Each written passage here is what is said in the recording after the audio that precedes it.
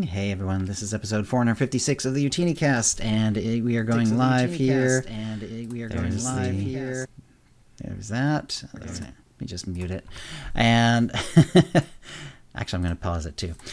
And it is the 17th of January 2023, and this is the raw version of the show that goes out live with all flubs and errors and whatever all intact. And then we clean up the audio and we put out a podcast the next day. So let's see. Let me go ahead and send the tweet out. Oh, I left my phone somewhere. Can you just tweet it out for me, Kitty? I left my phone out. And I'm not sure which room I have it in, so instead of running over there, we'll just have you do it.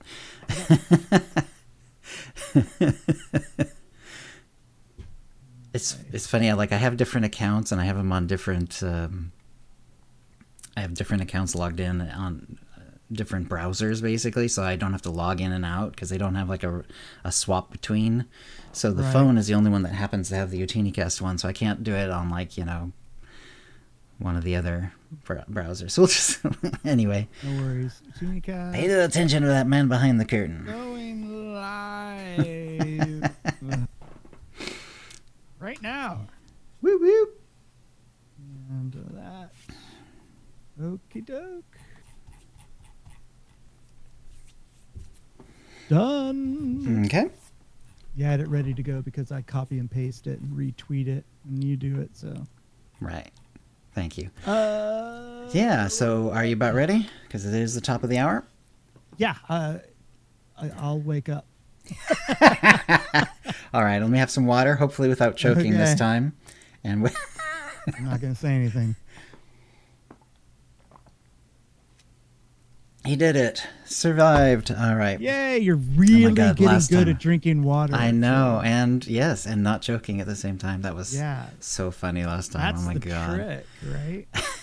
I had to go through the audio, and I'm pretty sure I found them all, and had to cut out all the sections where I was going, all right, hold on. All right. The old cough button. Yeah. Yeah, it would have taken a whole cough console last episode. All right, going in 5. Hi, and welcome to the OotiniCast. Almost there.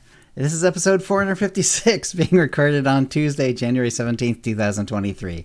I'm your host, Chill, and with me is my co-host, KittyKissz. Hey, Kitty. Hey, Chill. Hello, chat. And what you been up to since the last show? So where'd you get almost there from? Was that the last thing I tweeted, Chill, was almost there. Yes, exactly. Which it's funny because not only did that remind me that I had not done my little quote thing, gotten it prepped yet, but it also said, have I done that one before? So I did my little check. I have a full list of all 456. Holy crap.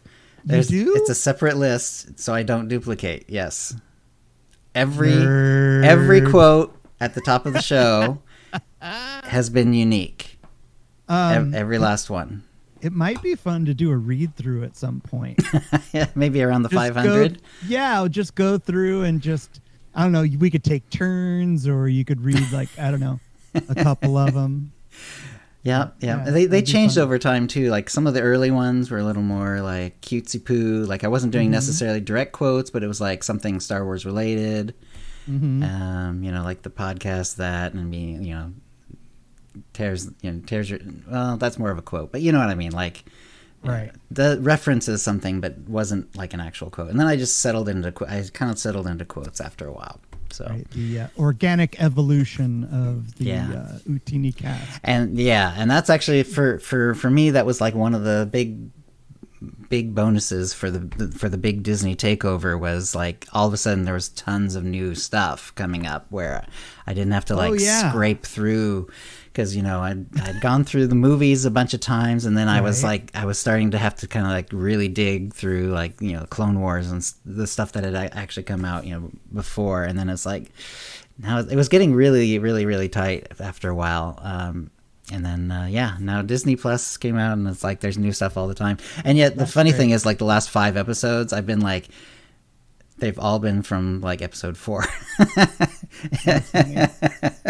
Including this one, actually. Although that's coincidental. Yeah, this one is. Yeah, you're on a roll. Yeah. All right. So anyway, what you been up to since last show? Well, I've been playing my Loken cosplay character. Yes, and I saw the picture. I saw the picture Kitty Treats put out on Twitter. Yeah, that was really fun. So I just got through Coffee and Kotet. I am nice. I think I skipped. I had to play the part where we killed. Jesus, now all I can think is Eckhart Loken. Malavoy Quinn.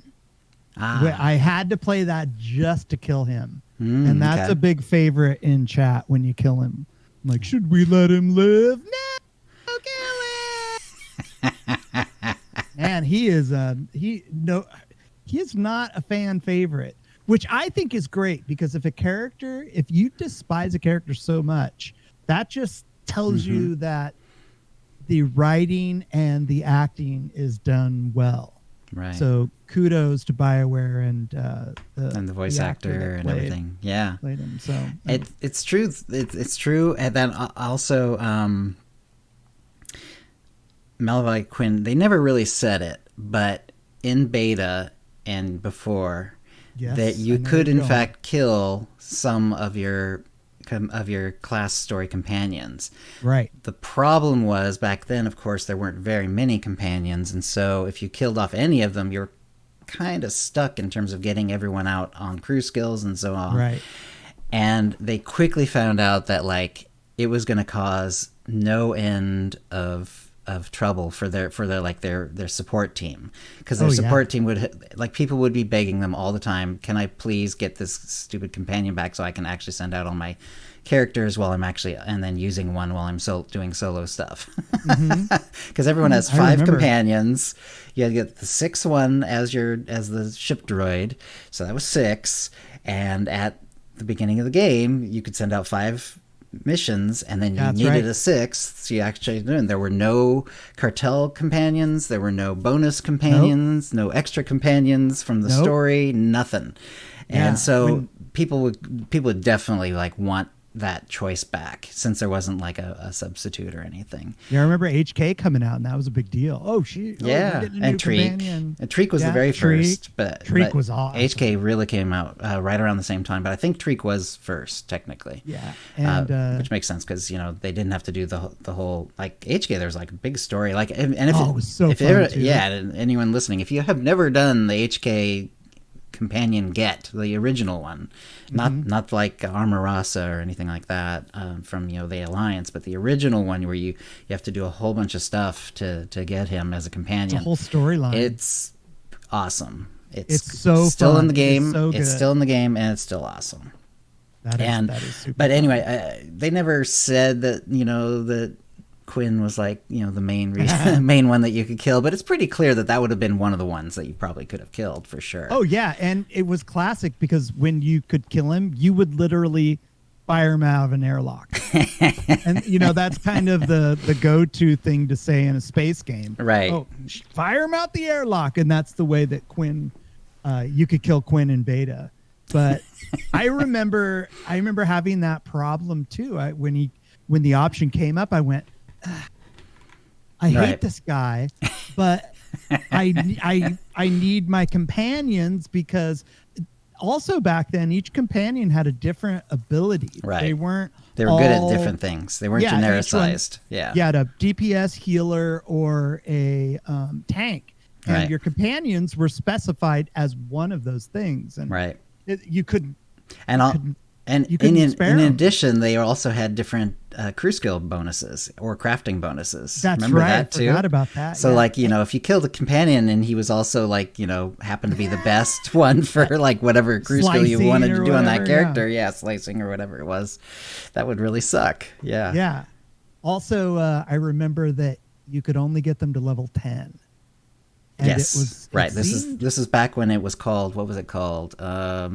Affection instead of influence. Right. Yeah, it was called affection, and that was when your companion, the little notice that comes in the lower left that says, blah, blah, blah, approves or disapproves or greatly approves or greatly disapproves, would actually have effect on the affection level. And you could actually go down. Whereas, with the new version, they decided to make it so you're either steady state or you can go up, but you can't go down. You still get to see whether they approve or disapprove, but it doesn't actually affect the new version. Yeah. I remember going through and choosing what I would choose for my character, but then going back and choosing what the companion liked because you wanted to get that affection level up higher. Yeah, because it took a long time. Yeah, it took quite a bit to get that 10. Yeah, and because credits were scarce. Credits were harder to get. So gifts were harder to get. Buying up those companion gifts was pricey. Was rare. Yeah, it was a lot. But I remember getting I think it was 4 of my characters to 10. I was like, woo, we're unstoppable. And I think that story-wise, that was actually one of the nicer things about the influence version when they changed it, is it did free you up to choose whatever you wanted, and you could still see that it made them unhappy, but it didn't affect your choice, because I did that same thing too.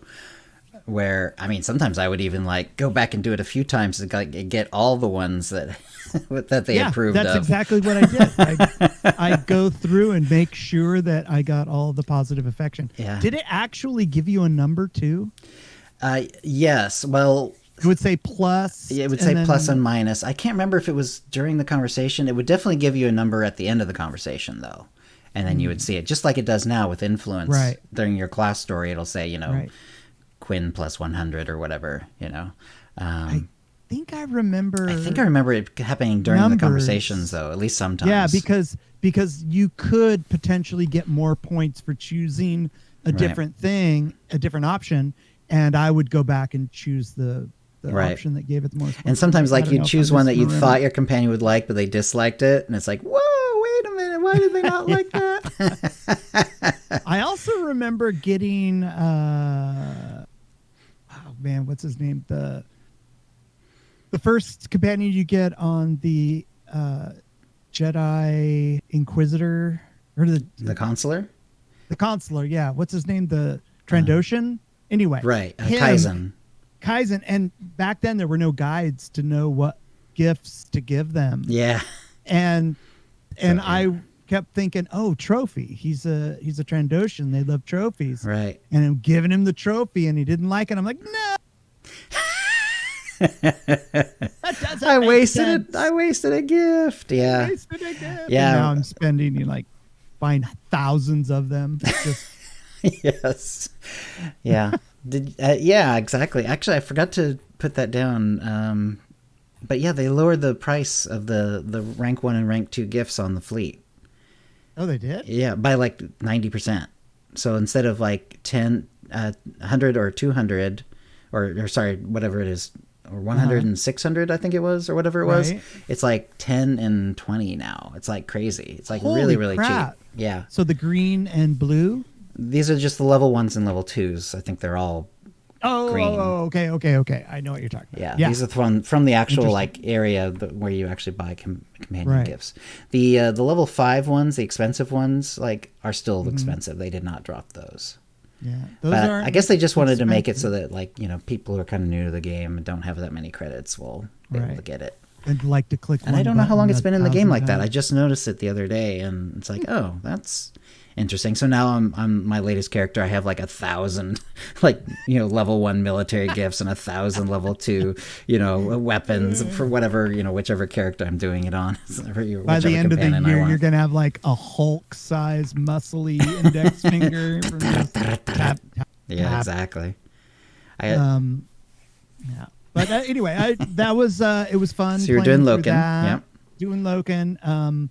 Then Kitty, myself, and a bunch of people from my community all did a Loken event because it was Rat Ghoul, so we all cosplayed as Lokens, and we had quite a bit of people that had Lokens, right? And we all met up on Fleet and just kind of walked around, RP walked around Fleet twice, Nice. And people were, and we're like, we call it the strolling of the Lokins.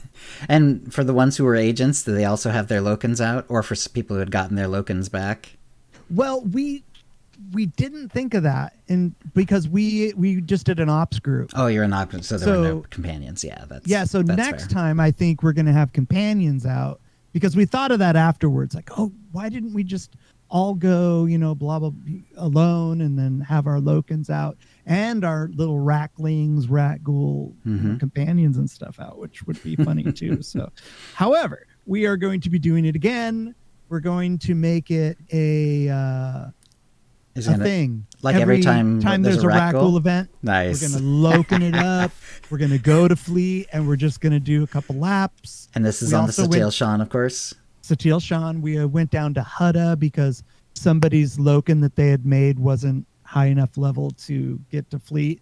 So we bounced down there and strolled the meander. People called it all kinds of different stuff. It was, but it was really fun. And people are going, what the hell? There's like 15 Lokins on Fleet walking around. It really does look like him too. There's some, and I like how the picture that got tweeted out had like different variations. Like one of them was doing like sort of a bare-chested Loken, like you see him sometimes when he's like half transformed and stuff like that. And we had all the body types Loken, and we had a female Loken. Oh, cool! And she had the brain. Oh, the brain case thing, the brain like case from thing Empire instead of the Strikes male Back. pattern baldness. That makes sense. The Lobot. That's perfect. A Lobot. That's right. Yeah. So that was really fun. And then we now all yours was went a force. down. Yours is a force user, right? Correct. Like, you would think, user. well, maybe everyone doing Loken was just doing him as an agent because he's there was part of the agent story. But they're doing all four different stories pretty much. That's cool. And on my Loken, all the characters that can have the Rat Ghoul plague, my companions, have it. Nice. My vet has it. My Loken has it. Who else has it? Galt, I think, has it. Anyway, it's really funny. And then we went down to the Rat Ghoul tunnels, and we all ran around and did some of the stuff. And it was really fun. It was really, really, really fun. That is cool. We had a blast. Yeah. It was a good time. And I'm really looking forward to next time because there's going to be more Lokens next time. Yeah. So, yeah, it's going to be good. I can't wait.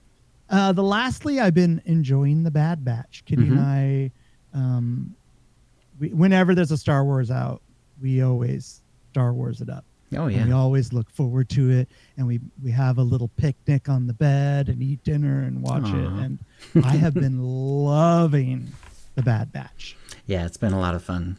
I liked last season. I liked season 1 a lot as well. And we rewatched that, and I liked it even more.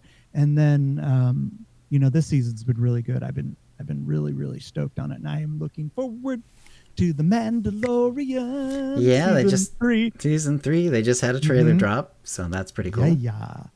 Oh, you should check that out, babe. Season 3 trailer drop. For those playing at home, Kitty Treats is in the room with Kitty Kisses. Okay, that's it for me. Chill. What's going on with chat? All right. Well, we got a fair number of folks here. The ones showing, according to Twitch at least, is 01Ella, Alice Dre, Ashley HY, Drapsnat, Eric PA 972, Evans 04111, 510 High, Kitty Treats is here, Lurks, and Squishy Twitchy. So hey everyone, let me get back to chat. Let's see. So what I've done since last show, I made I can't remember if I started this before the last show, but whatever. Anyway, I have a Peter Quill or Star-Lord cosplay. A lot of fun. Did it as a smuggler story, but with mercenary abilities. Oh, and nice. Yeah, because of the double guns. The double guns is good.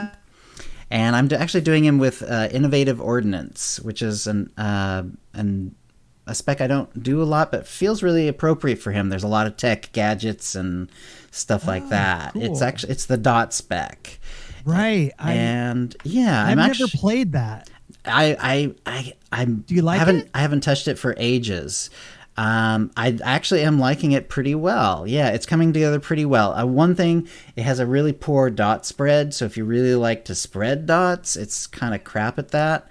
But in terms of like actual damage and like some of the other things that happens, it's really cool. One of the funny things, and I'm actually doing some leveling PvP along the way as well. Quite a bit of it. I've gotten some of the weeklies done because of it as well. Good. Not all of them, unfortunately, but some of them.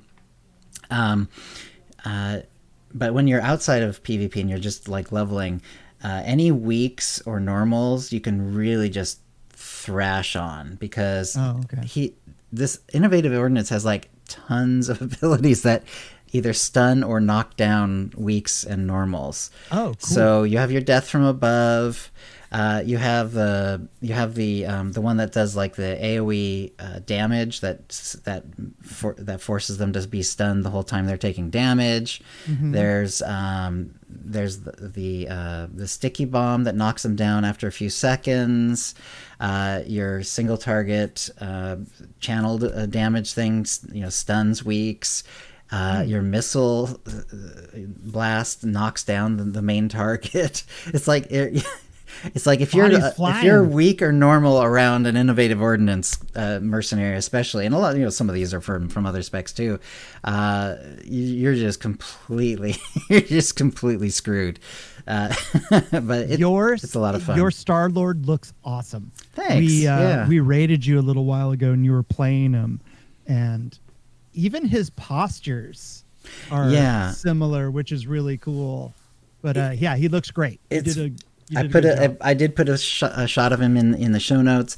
He, and like James Bond, when I did James Bond recently, and it's like the voice felt very appropriate.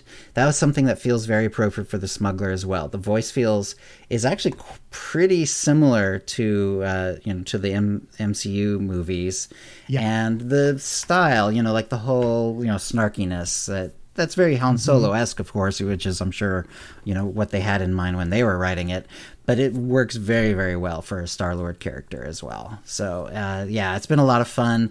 I spent 1 billion credits to get the Gambler's Luck pistols, because they cost 1,800 cartel coins that I did not want to use, and so you should have asked me. That's okay. You can always ask. I don't mind. I'll kick you down some stuff. It's okay. I've got the credits. I've been doing a lot. The one thing about I've been going to like all these other servers and like logging in to get the Galactic Season stuff. So some of the things have come from that, but especially on the main server, just doing like the crafting and stuff. I've got tons of credits, so even spending that, I think I have one character that definitely has 1 billion credits, one character that definitely has 2 billion credits. I have over 1 billion credits in my bank. Like I am swarming in credits, so that's not an issue. And I'm willing to especially pay the 1 billion for something that's actually normally a cartel only market item. So if someone from the future came to young Chill 10 years ago, just maybe a year into playing SWTOR, and said, "Hey, you're going to spend 1 billion credits on a gun," you would have said, "Get out of here!" And not even for a main character, just for someone you're having fun leveling. Although, actually, I really am enjoying it. Yeah, that would have been insane, because And I remember in the first few years of the game, once in a while you'd hear about someone who hit that 1 billion credit mark, and we had we had a couple guests on who focused on the GTN, and they did get that 1 billion credit mark, and it was just really crazy. Do you remember what year it was? This is in the first couple of years. They Holy crap. It's like billion. It was back Bill. Then? Yeah, there's a couple of others, but Bill,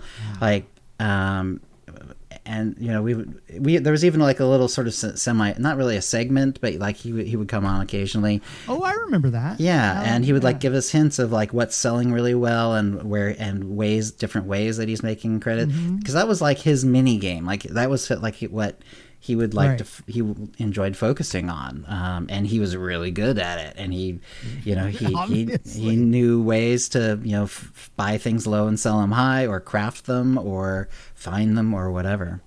He made me a lot of money. I remember listening to that segment, and and going, ooh. And yeah, he made me some money back in the day. Yeah. How good is your Star-Lord at PvP? Like, Not bad, actually. It's not bad. It's not super strong. Like, there's definitely other specs that I found are a little stronger. Mm-hmm. I'll be interested to try it again this week because now that I'm well into the high Bs, but like over the course of this last week, like I was at the 44 and then it broke, and then once you get to 45, mm-hmm. you're completely useless, and I know that, so I just ignored it until I got to 60. But even in the 60s, right. It's not great when you're going against like people who are 75 and they have their tactical and all that sort of stuff. But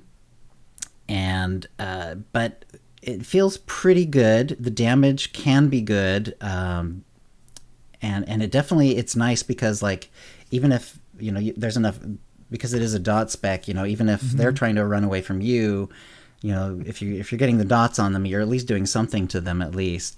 Right. The single target damage is actually pretty good though, actually. Like there's not only just the sticky bomb, but which is more of an AoE thing, but there's that other bomb, and I can't remember the exact name of it, but it's the same sort of thing where you put it on and like it explodes after 2 globals after 3 seconds. And that one does a lot of damage. And you can really like tear through people in some cases. It's getting better now that I'm like he's approaching 70, and so the last few times that I've been in, it's been getting better and better. So I'll be really interested to see how it feels like really right towards end game. Like I just got the one thing where you like reflect damage for 6 seconds. Yeah, which is like a really important cooldown that I did not have until now, mm-hmm. and have not used it especially in PvP, in a war zone of any kind yet. And then one of the next ones is the one where when you have energy shield, if they attack you at all, then when the energy shield drops, you get a nice big fat heal. Sweet. Yeah, so I'm looking forward to trying that one out too. So that'll be fun. We're gonna keep going on that. So like the first week after the last show, I got all 4 on the PvP tracks, 3 of the 3 war zones, and it's really hard to get the arenas, at least in leveling. Maybe at end game it's a little easier, but for leveling, it's really difficult to get those done at all, partly because they ask you to do more of them.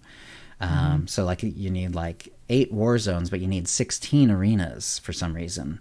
I don't know what, or I think it's 16, or is it 12? Anyway, it's more. I think it might just be 12, but it is more. Yeah, and it's a lot, and it's really hard to get at least in the leveling process. It's very hard to get the medals. They've rejiggered the medals at some point. It's been because I haven't done PvP for a while very much. Just very occasionally. But back in the day, I was like, I remember there's like plenty of leveling times when I would get like 14 medals, 20 medals sometimes. Yeah, like that was not an issue, and now it is an issue. Like trying to get this weekly done, and getting 8 medals in either war zones or arenas is very difficult, and it takes a lot of them to get it done. For some reason, I thought it was an accumulative number.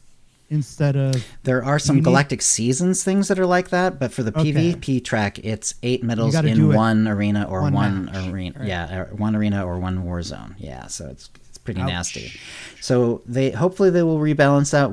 I have no idea if they will, but that would be awesome if they would. And like I said, it might be because I haven't been doing end game PvP, only leveling PvP. It is possible that it's a lot better at end game.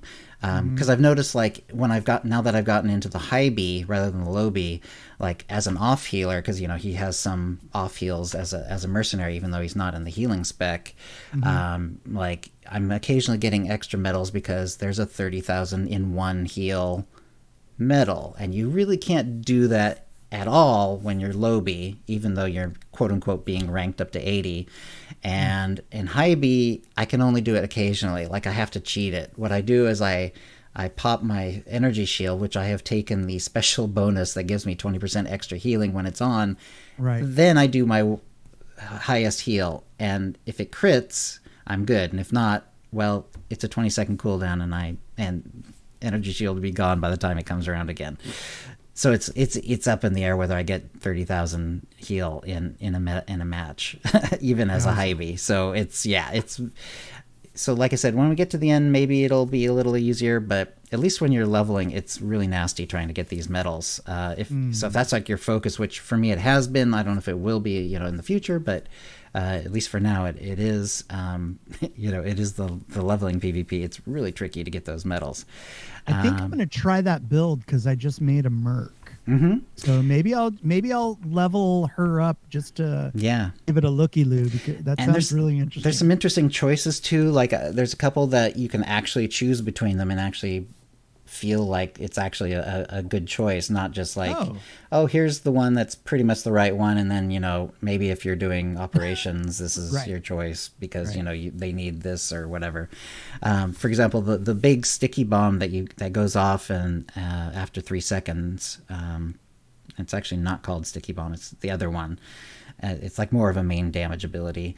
I know what one you're talking about. You have a choice where you can either essentially take away the dot and make it do more upfront damage, although it's all kinetic damage. So if they have armor, it like goes down quite a bit. But it takes away the dot but it adds like 30% damage. So it's like this huge pop. So you can have this huge pop of upfront damage as soon as it goes off, or there's another one where it does the opposite and it just takes the dot alone and makes that like way better. So nice. Yeah, and I've tried both and they're both kind of fun. I decided to go with the dot one just because like it feels good as a dot spec to just throw more dots on people. Nice. But yeah, it's been fun. And I did the since he is a smuggler but with mercenary abilities, I did the Akavi Spar romance arc. She seemed the best fit for Gamora as opposed to Risha. Akavi, like they both have a few things in common with Gamora, I would say, but Akavi, with her sort of militaristic background and her sort of like her very closed off nature, especially at first with you, it felt very Gamora-like. So, I did the Akavi Spar romance, and actually it reminded me of how much an improvement it is. Like a lot of the romance arcs in the game for me are like, they're already characters I kind of like anyway, and even if I'm not romancing them, I still like talking to Vet and Mako and a bunch of the others. It's an improvement when you do the romance arc, but it's not like you totally miss it if you don't see it on a particular story. Mm-hmm. But for Akavi, it's like a huge difference for me. Like I'm gonna have to check that out too. Yeah, her normal stories they're fine, but they just feel like any other companion. It's like, okay, now I'm basically complaining about your other companions because they all suck because they're not Mandalorian enough for me. And then there's like that whole arc where she's like getting revenge for her clan, and that's it. That's basically like all of what that's pretty much what all of it. But when you do the romance arc, there you get this whole stuff about like how she grew up and what she thinks about like about love and relationships and sex, and it's amazing. Like I've heard that before too. So yeah, so like where other ones, it's like the romance is like kind of like the frosting on top of the cake.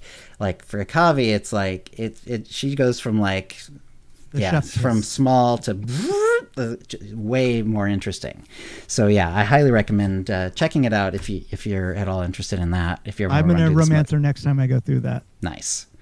I've also multiple times since the last show, I've still been trying to get into the PTS to try the 60-bit 4-bit version, and it has the same error every time. It brings up a blank list of a server list that has nothing in it, and there's nothing to do, so I have to exit the game.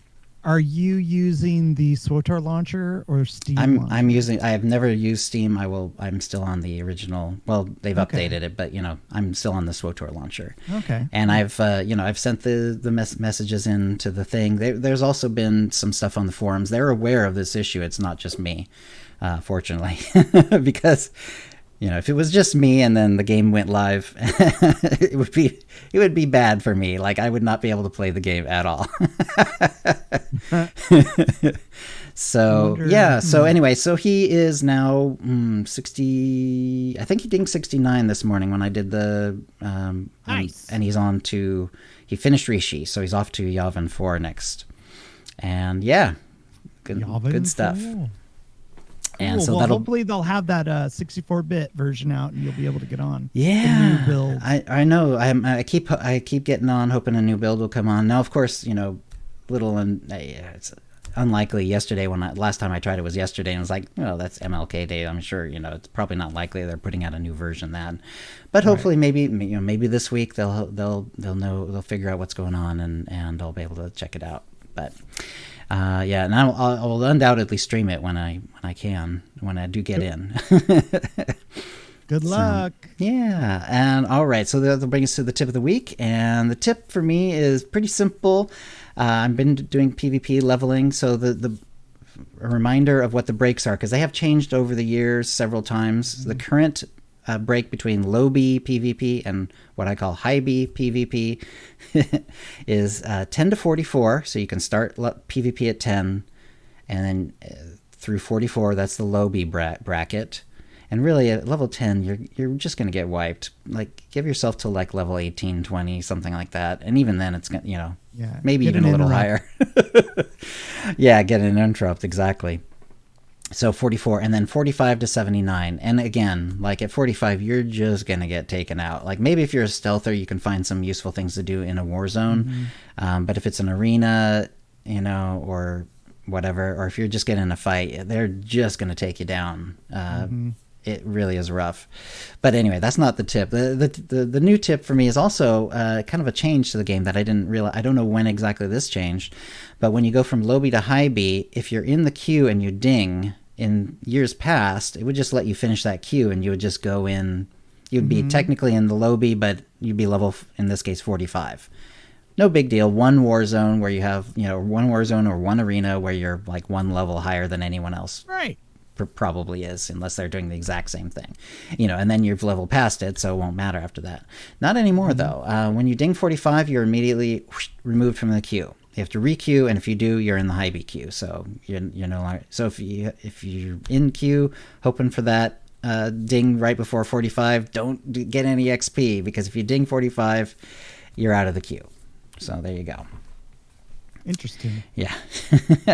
And if you have a tip of the week, send it to OotiniCast@gmail.com before the next show for a chance to win a Tonfon M8 3R droid or M2B9 droid code, courtesy of BioWare, plus a 450cc code, also courtesy of BioWare, actually.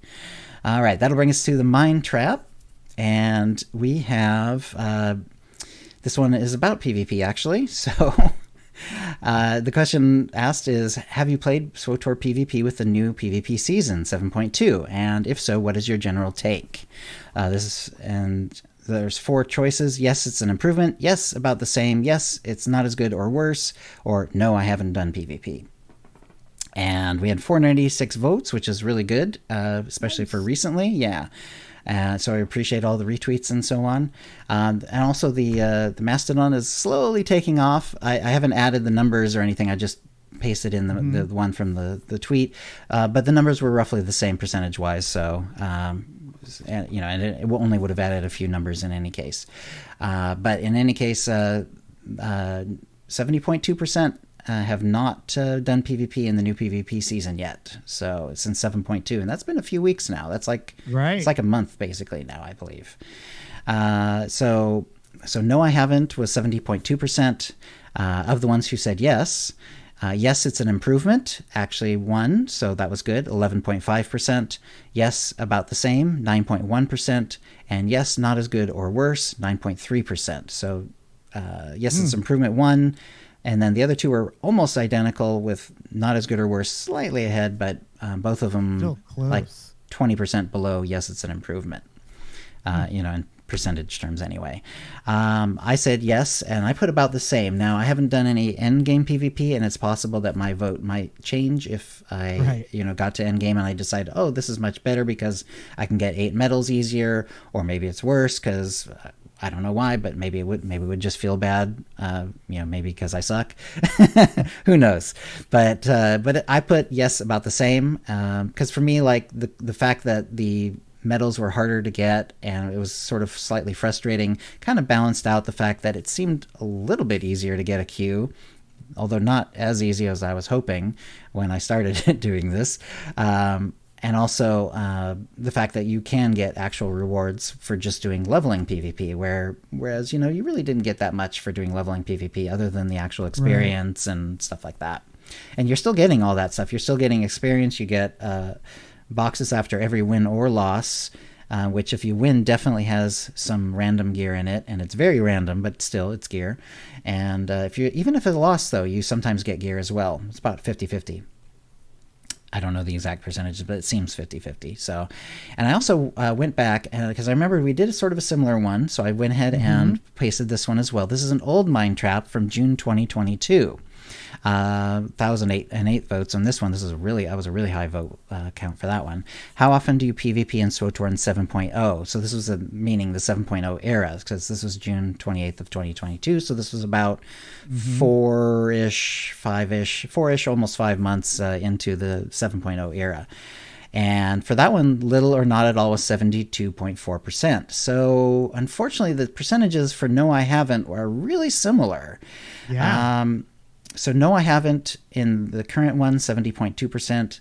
Little or not at all in the last one was 72.4%. Of course, the questions are slightly different and so on, but still, it would have been nice if the percentages had moved a little bit more than that, for sure. It's very interesting. Yeah, this is only 2 data points, and I'm sure the SWTOR devs, have much better stats to kind of keep track of like how many percent, what percentage of people are actually playing PvP and so on. For me, it definitely has kicked me back into PvP because I have been out of PvP for quite a while. Like I just haven't bothered one way or the other, and now I'm back in it. And I've queued up, probably however many times over the last few weeks. I mean, dozens. So, and I'm finding it a lot of fun. So even though it's sometimes I get wiped, that is just part of PvP though. Part of PvP. Yeah. Now, what was your answer, Kitty? I'm sorry. I've been going on, but I haven't gotten your answer. Mine was no, I haven't. Okay. But since then, I have. Ah, okay. So when you voted, it was no, I haven't, but now you have. Okay. And I did level 80.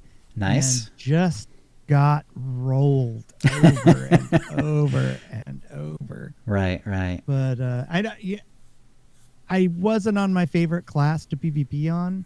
Okay. And so I don't know if it's just that one time.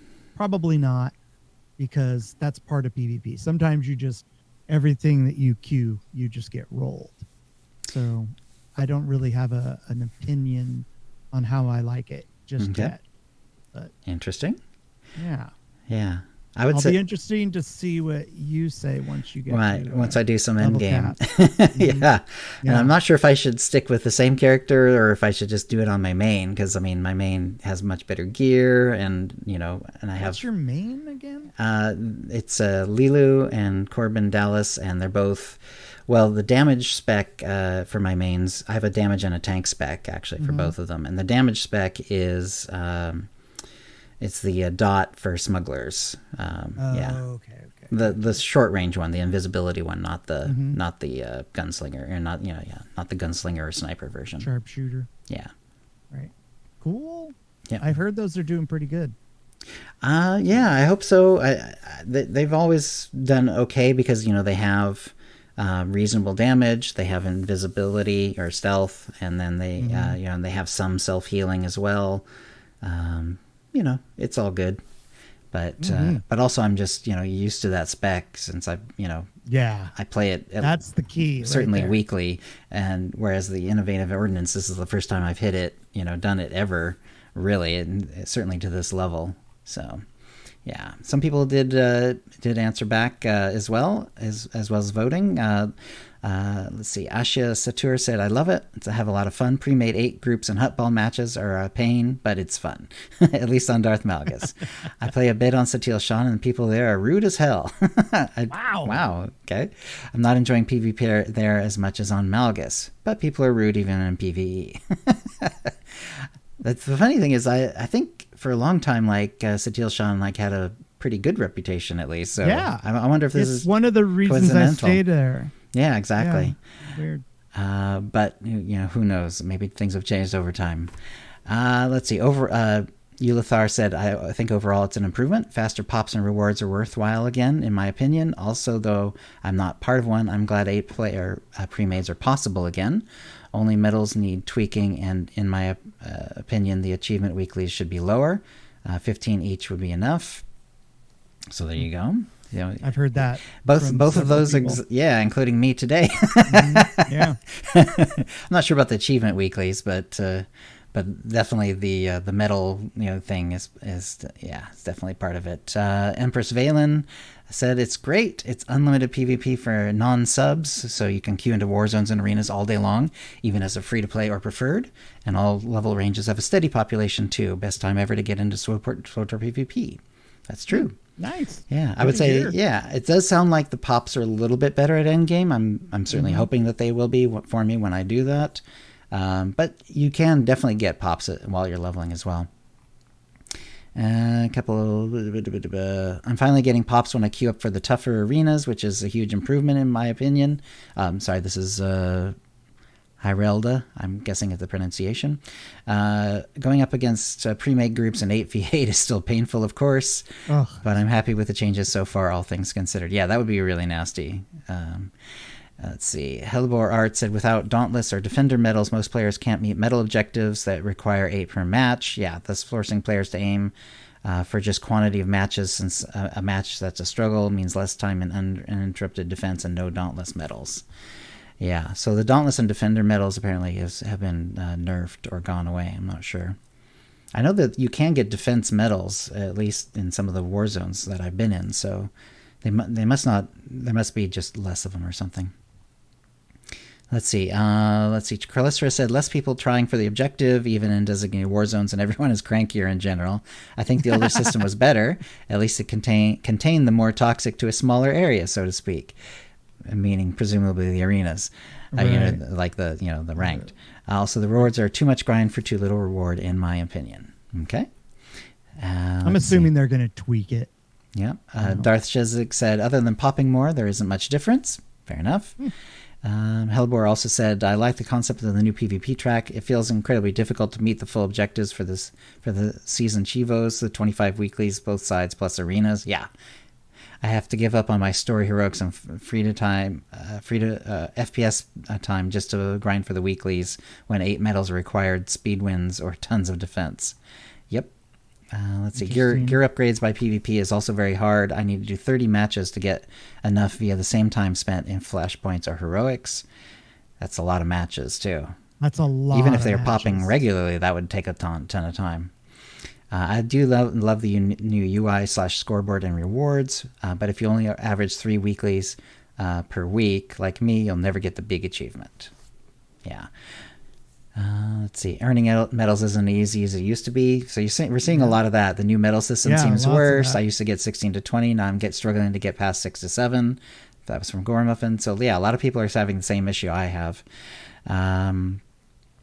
Let's see. And Toka D is having some issues. His game is stuttering since one of the recent updates. That's unfortunate. I would say Toka D, if you happen to be listening to this as well, definitely send in your, do what they said for the PTS, only let them know, this is for the live server and I'm having this issue, and then it's a little method that lets them know exactly what your computer specs are, what kind of drives you're using and what hardware you're using, and that way they can hopefully figure out, because a lot of times it will just be sort of related to one particular setup, essentially, like a particular drive or a particular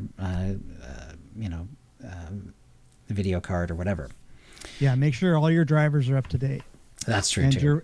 Your Windows is up to date. There's been a lot of graphic card drivers lately, so make sure all that stuff's up to date, and hopefully that helps you out. Yeah. All right. Is that enough for that on that, Kitty? That's enough for me. All right, let's move on to Cantina Talk, as an occasional segment where we pick out a voice actor from the literally hundreds who have voiced for SWTOR over the years. Previously, we've talked about Tara Strong, Nika Futterman, John DiMaggio. Okay, there's a lot of them actually at this point, so I'm going to stop doing that every time. But last time it was Tom Kane, who was awesome. This time it is an amazing voice actor, Maurice LaMarche. And if you're a fan of Futurama, your ears are already probably perking up. If you're a fan of Pinky and the Brain, so Maurice LaMarche is a legendary voice actor already, and he's still very active. He is in Futurama as Morbo, Kif, Hedonism Bot, Calculon, and many, many more on Futurama. He's the Brain from Pinky and the Brain, and Animaniacs, of course, as well. He's Mr. Big, the shrew character from Zootopia. So if you've seen Zootopia, he's the one who does the little Mr. Big. The little, what's its name from The Godfather. He's also Aberdolf Linkler, Crocubot, and a bunch of other smaller roles on Rick and Morty. He's been on many episodes of American Dad. He's been on Solar Opposites. He's been on a lot of The Simpsons, dozens more shows. And like many on Cantina Talk, he had a few live roles. This would be back in the early 80s. And then he got a voice role or two and then just stuck with it. Like, this is a common theme in Cantina Talk. We've seen this over and over. People start off as regular, on-screen actors. They get a voice role, and then they just fall in love with that, and they just do that over and over again. He started early, though, so he got his early big voice role was that of Chief Quimby on 21 episodes of Inspector Gadget in 1985, and he's had voice roles every single year since. And I actually checked his IMDb, like every single year there is voice actor roles since 1985. Amazing. And he's in SWTOR. Now he's only in the original SWTOR. Like, I guess he's too busy, or maybe he just got too expensive or whatever to bring back after that. But he is in SWTOR. He does 3 voices. He does General Varsuthra, he does Lox, and he does the Weezer. And I'll go through them real quick. General Varsuthra is the Mon Calamari general. You see him in the Jedi Knight storyline quite a bit too. This is where you'll probably have the most voice acting for him. Mm-hmm. He has overseen the creation of several dangerous mega weapons, and all of them have fallen into the hands of the Empire. So it's your character, the Knight, who has to recover, destroy, or otherwise disarm them all. He appears again also near the end of the Knight story, and he helps coordinate the battle for Corellia. So that is General Varsuthra, or General Vazdefrins, as I sometimes call him. It's just a stupid joke that I say. It's like there's certain... I don't know about you, Kitty, but I need to tell me. I'm right there. I have like running jokes, and like as soon as I see a certain name or a certain scene or whatever, I have to do the joke, and that's one of them. I'm sorry. Yep. It's dumb, but I know. I do the same thing. The second one is a very short one, but kind of an interesting one. Lox is one of 3 victims of the cyborg Krell, a minor villain killed by the Trooper. This is on Coruscant. After Krell's death, General Garza orders the deaths of the 3 victims, including Lox, and the victims try to argue that they haven't been turned into cyborg weapons, and the Trooper can either let them go or follow Garza's orders. Right, they're behind that door. They're behind that door, exactly. And then the third one is the Weezer. And he actually does talk kind of like this. And this is where you hear Maurice LaMarche on the Empire side. So the Weezer is an old associate of Cleo. And when Cleo brings your agent in front of him, he decides your body will make a wonderful bonus because he can use your fingerprints and your retina scans and everything to get through into places that you wouldn't normally be able to get. So, so there you go. Legendary voice actor Maurice LaMarche is in SWTOR. He's one of my favorites. He's also always really active when they do panels. He's a fun one to watch. Yes. Yeah. He's great. He seems like a really nice guy. It would have been great if there was, like, if he had come back to SWTOR as well, but hey, I'll take what I can get. Heathenistic Bot's one of my favorite characters. Oh, God. Oh, my. So funny. And he in fact, that character, even though he's like such a minor character on Futurama, he's popular enough that he shows up in his Simpsons credits. He's been Hedonism Bot on The Simpsons. Oh. That's as well as a bunch of other stuff. And because Pinky is actually like an Orson Welles impression, essentially, whenever you see an Orson Welles impression in a cartoon, it's him. Since then, it's almost certainly going to be him. That awesome includes, by the way, the live movie Ed Wood. The movie about the director, because Orson Welles shows up in one scene with Johnny Depp, right, and it's not his face, but Maurice LaMarche does the voice of Orson Welles. Back of him, right? You mostly see his back. Yeah, I don't think you get to see his face really properly. Oh, no way, I didn't know that. Yeah, so they got a different actor to play because who physically fit, and then they had Maurice LaMarche do, this basically big, he does it like a little pep talk essentially for Ed Wood, Johnny Depp's character. Great movie. One of my favorite movies of all time. It's one of my, it really is one of mine too. Love that. Love that movie, and I highly not as appreciated as most of his other work, both Depp's and Burton's actually. Yeah, but anyway. All right, well, let's see. Let's get on to the holo feed then. Thank you, Maurice LaMarche. We'll get on to the holo feed. We have SWTOR Galactic season objectives. Obviously, we don't really have time. We never have time to go through all these drip by drip, but it's either in the show notes if you want to look it up there, or you can go to SWTOR.com, and it's pretty easy right now to find the latest version. So if you want to plan out your play, you can do that, or whatever. It's all good. This week, let's see. I noticed it's like the Knight and Warrior one, so I actually did that a little bit just to get a few extra points. I'm actually at 100 on the main server, but I'm still in like the 60s on the other servers. Yeah, so. I got it last week. Nice. I missed it already. Yeah, I like the new the last little the new vehicle. The 80s neon version of of that vehicle. Very Nar Shaddaa looking. Yeah, it's a lot of fun. Something you'd see people rolling on Nar Shaddaa. Mm-hmm. Let's see, and there I do have a little note. We've already talked about this, but the same issue that I'm having getting into the public test server, they actually put out a note about it. Hello, we're aware of the issues some players are having with character copy and seeing an empty server list on the PTS. We're investigating. Appreciate the reports. So there you go. And that was Jackie. So thank you, Jackie, of course. Let's see. Also, both U.S. servers had to be restarted. Not yesterday now. It was Sunday. Yesterday when I did the show notes. It's Monday, actually, the 15th. Or sorry. Yeah, Sunday. Duh. Sorry, Kitty. Yes, you were absolutely right. It was Sunday is the 15th. This is the Satil Shan and Starforge servers only, and then they put a little note out when it came out. It's funny because I was about to stream. This is early afternoon, and I got on, and it's oh, this is odd because all three of the European servers were available, but both the Satil Shan and the Starforge were not available. And it's oh, that's odd. And then I looked and so whatever the issue was, it clearly had something to do with their, the US farm, server farm, because the server, there's basically two different server farms in the game right now. One's and kind of almost at the East Coast in the US that handles both of the servers for the US, including the quote unquote West Coast server for the Satil Shan. I'm not bitter. There was in fact an actual West Coast server at one point.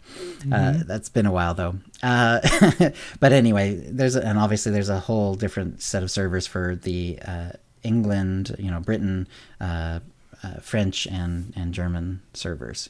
So, and those three were unaffected by whatever this issue was. So that was interesting. What I heard is that people were having trouble logging into the game. First, Starforge kind of had issues, and then Steel, they were just all right, close them down. Restarting them. Yeah, so there's something about that. They need to put more gas in it. Yeah, and shortly before this show, we found out that 7.2b is going to be deployed tomorrow. So there you go. It's 7.2b coming out. So this is not on a normal day. Usually they do their updates on Tuesdays. Yeah, this one's coming out tomorrow on the 18th, Wednesday. Ooh. In the morning. So 7 to 10 is when they expect. That's Central Time, though, so that's a little earlier, depending on where you are, earlier or later. And then they give the patch notes, which is there's not a ton. Presumably, there's probably other things in the background that are also being kind of fixed. But the ones that show up on the show notes, fixed an issue where players were teleported to the wrong location after being polymorphed, or between mission steps in Manon missions on the Imperial side. Yowza. And it's funny, like I remember even on the last show, and also when I was prepping for this show, people were talking about these Manon errors, and I just hadn't come across it myself. So I didn't either. And it wasn't clear to me exactly what they were talking about. Like I had a hard time finding a post that was exactly clear on what issues they were having. So, I mean, there probably is one, but I just wasn't finding it. So I just didn't include it in the show notes. But this is what apparently is happening. So it's Manon missions. So this would be the dailies, presumably, or maybe it's also the it had something to do with the polymorph. So maybe it's when you turn into that little underwater thing for a while. That's what I was thinking. That's probably what it is. Anyway, it's on the Imperial side only. And the Imperial side had issues before too. Oh, like that one weird one where like the room would go in, you couldn't click on the computer. Yeah, I remember that one. But then if you come back, it would be fixed. It was very weird. Anyway, so presumably that one will be fixed tomorrow. Players can now bring up the main map using the M keybind. The overlay map and mini map will now toggle with Alt plus M. So that's going to be the new default, I guess. I'm hoping that doesn't mess up my keybinds, but we'll find out. Because I have it pretty well set up. Like I use my my Nostromo, so I have a whole keybind thing anyway. But it's we'll see if hopefully it won't cause an issue. Also, during Starfighter mode, so this is Galactic Starfighter, M is now the default keybind to open the map. Thank goodness, that it makes a lot of sense. Yeah. So not anything too earth shaking, and they decided, you know what, we're gonna do that on a Wednesday. Why not? Why not? And yeah, exactly. Do you have anything else, Kitty? No, I I was on Working Class Nerds, if you care to check it out. Woo-woo. Just Google Working Class Nerds, okay. And I'm sure Google will take you to where you need to be. And what I was gonna ask, what was I going to ask? My brain has been... Sorry, give a little aside. And I know this is probably something I should be talking about like during my week or whatever, but I've had the worst sleep for like a week now because I tweaked something. Like it's along my back, but it actually affects my neck. So I've done that. And the weird thing is it doesn't affect me like right now. Like I can do whatever. I can like move around. It doesn't affect my arms at all, ever, actually. But it doesn't affect my neck and head either when I'm upright. But when I'm sleeping and when I roll over, it sometimes gives me this huge twinge of pain and it wakes me up. And if that happens, multiple times during a night, you can see how that that affects your sleep. So I've had a very funky night's sleep for like almost a week now. It's slowly getting better, and it's like really weird. Fortunately, I already have a doctor's appointment tomorrow, so I'm going to ask him about it. But anyway, so the worst ones, I mean, it sucks to have that constant kind of irritation, but when you forget about it all the time, and then you like look over and you're this is the worst. I hate that. Yeah. So the other thing about it is when I'm sleeping now, I have to be like, part of my brain is always like, okay, can I move? Can I move without pain? Do I have to hold still? How much longer can I hold still before my shoulder goes to sleep? All that jazz. So like it affects how I sleep as well as like the fact that I get yoinked out of sleep as well. You need to strategically place some pillows around you. Yeah. Like so you don't roll over in a certain area or something. I don't know. It's slowly getting better. So I'm assuming that I just somehow like pulled a muscle in my back or neck or something, or hopefully it didn't hurt a tendon, but maybe I did. Who knows? Shot of bourbon. Go to bed. Go to bed soused. All right. All right, then that's a show. If you'd like to play with us in the Utini Knights Guild on the Republic side of the Teal Sean server, because I still can't remember what I was going to ask you, or in our Utini Rage Guild on the Empire side, do a /C join Utini to join the Utini channel. Then let us know you're a fan of the show. You can email questions and comments about the show to utinicast@gmail.com. Follow us on Twitter using @UtiniCast or Mastodon @UtiniCast@mastodon.world. You can find contact details for us on our website, utinicast.com, which includes how to subscribe using iTunes, Stitcher, and the rest. We record the show live bi-weekly on Tuesdays, 4 p.m. Pacific, streaming at twitch.tv twitch.tv/OotiniCast. Our theme song is Doomsday by Jean-Paul Zogby. I still think it's one of the best names ever. And thank you to the chat room. Thank you, chat. Thanks for being here. We'll see you guys next time. All right. We'll see you next show. All right. Let me go. Before I stop the stream, let me go ahead and do you have a raid suggestion, Kitty? Oh, let me get over to, where is it? Hell? Get to the dashboard. I might be able to find it. Oop. Ah. Oh, that's a clip. Okay. It moved on me. Let's see. Smokey is streaming. Do you want to do Smokey? Yeah, Smokey's good. All right. So thank you everyone for coming. Let's go ahead and raid Smokey. And yeah. See you guys later. All right. Rating in 3, 2, 1. Rating now. And then let me, thanks for coming. Let me go over to, well, first of all, let me stop the stream, stop the recording.